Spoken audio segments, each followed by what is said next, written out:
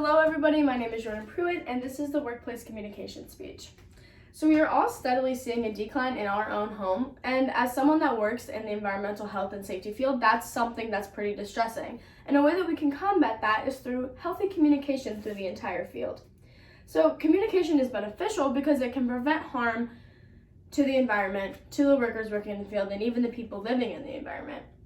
Let's face it, we all live in the same environment, and if there's an issue that is affecting the environment, it's going to end up affecting us.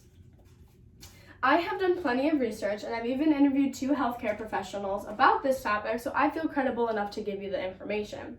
A few challenges that I will be talking about is credibility, lack of information, miscommunication, and just getting your team to listen to you. The field ranges from a lot of different things. You can be like a health and safety manager in a plant, or like environmental cleanup, or like emergency response. It's a huge environment. Communication is important because whenever people aren't on the same page, it leads to injuries and it leads to natural things being destroyed.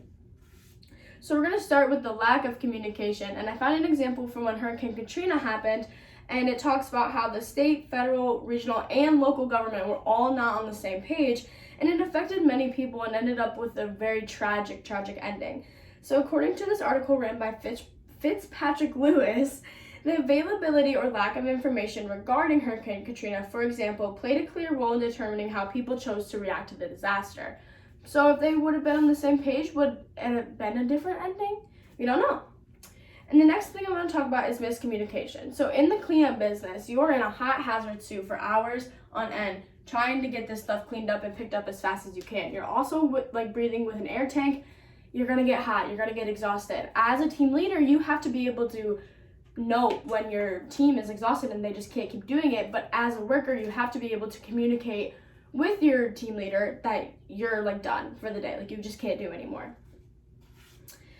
As an organization, being able to talk about risk communication in a credible way is very important, because if people don't really believe in what you're saying, it's going to be very hard for them to back you.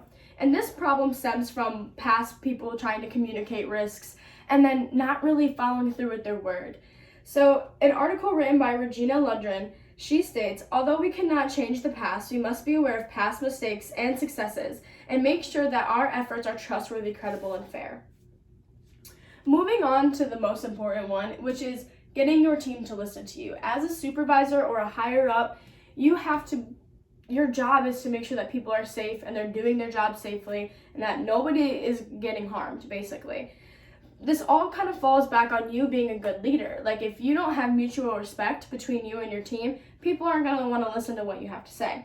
So in an article by Monique Valor, she states, heightening your capacity to lead others requires being able to see how you think and act and how your behavior affects other people. As a leader, you have to just kind of understand that people aren't going to listen to you, but you have to try to get them to listen to you. So I interviewed 2 professionals in the field, and I asked them their personal experiences with communication issues and while they were in their job. So the first person I interviewed was Dr. Tim Murphy. He's my professor at Finley. He's been employed in environmental reduction and emergency response since 1981. He has a lot of experience.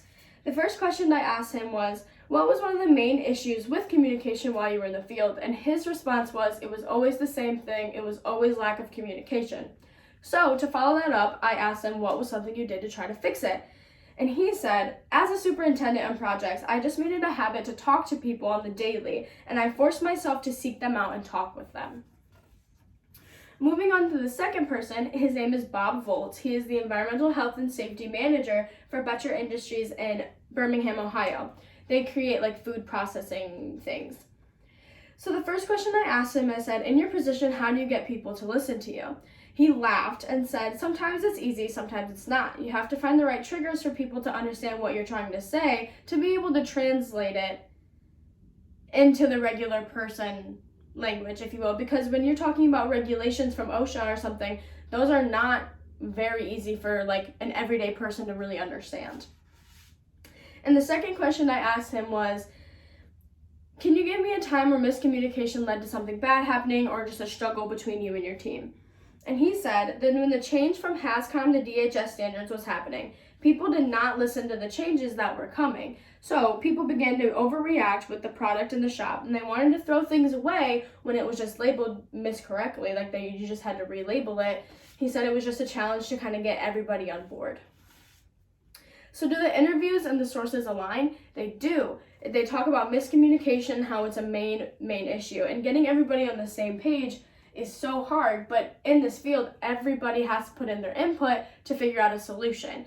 But sometimes people don't want to listen to other people's inputs. And getting the team to trust you and kind of be on your side and what you say, that's also really hard.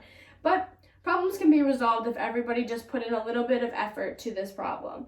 So supervisors making sure they're talking to everybody and just mutual respect throughout the team and making sure that open communication is okay and that so no one's afraid to talk to the uppers about anything.